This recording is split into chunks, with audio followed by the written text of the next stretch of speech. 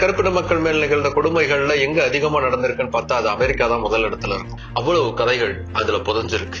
இன்னைக்கு வரைக்கும் கூட அங்க ரேசிசம் உச்சத்துல இருக்கு. அப்படிப்பட்ட வரலாற்று கொண்ட யுனைடெட் ஸ்டேட்ஸ் ஆஃப் அமெரிக்காவுடைய முதல் கருப்பின பிரசிடென்டா பராக் ஒபாமா தேர்ந்தெடுக்கப்பட்ட தினம் இன்று.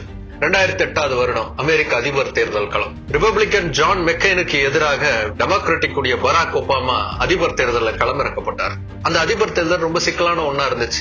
ஈராக் வார்னால அமெரிக்காவுக்குள்ளேயே பெரிய குழப்பங்கிறது இருந்தது. உலக அளவுல பொருளாதார நெருக்கடி இருந்தது. அது அமெரிக்காவிலேயும் பாதிப்புகளை உருவாக்கி இருந்துச்சு. ஸ்டாக் மார்க்கெட் கிராஷ் ஆயிருந்தது, பேங்க் ஃபெயில் ஆயிருந்தது, ரியல் எஸ்டேட் பிசினஸ்ங்கிறது மொத்தமாவே கொலாப்ஸ் ஆயிருந்தது. இப்படிப்பட்ட அசாதாரணமான சூழல்ல அதிபர் தேர்தலை சந்திப்பது என்பது சவாலான ஒண்ணு. அதுலயும் ஒரு கருப்பிடத்தவர் அதிபர் தேர்தலில் நிக்கிறாருங்கிறது இன்னும் பேசு பொருளாச்சு. ஆனா தேர்தல் முடிவுகள் அந்த கேள்விகளுக்கு பெரும் சவுக்கடிய பதிலா கொடுத்துச்சு. தன்னை எதிர்த்து போட்டியிட்டவரை விட அதிகமான வாக்குகளை பெற்றார் பராக் ஒபாமா.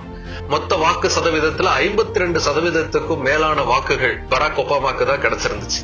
பல தசாப்தங்களாக டெமோக்ராட்டிக் பார்ட்டி தோல்வியை மட்டுமே தழுவி இருந்த Indiana, Virginia, North Carolina, Florida மாதிரியான பல மாகாணங்கள்ல கூட பராக் ஒபாமா வெற்றி பெற்றிருந்தார். 2008 வருடம் நவம்பர் 4 தேர்தல் முடிவுகள் வெளியான உடனே ஒரு புதிய வரலாறுங்கிறது அமெரிக்காவில் உருவானது. 220 வருடங்கள் கழித்து ஒரு கருப்பினத்தவர் அமெரிக்காவுடைய உச்சபட்ச பதவியான அதிபர் பதவிக்கு தேர்ந்தெடுக்கப்பட்ட சரித்திரம்ங்கிறது அன்னைக்கு எழுதப்பட்டுச்சு. பல கருப்பின மக்களுக்கான உரிமைகளுக்கு போராடக்கூடிய ஆக்டிவிஸ்டுக்கு அது எமோஷனலான ஒரு தருணமா இருந்தது.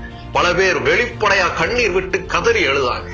அத்தனை வருட கனவும் அத்தனை பேருடைய உழைப்புக்கும் ஒரே அடையாளமாய் பராக் ஒபாமா அதிபராக தேர்ந்தெடுக்கப்பட்ட தினம் இன்று.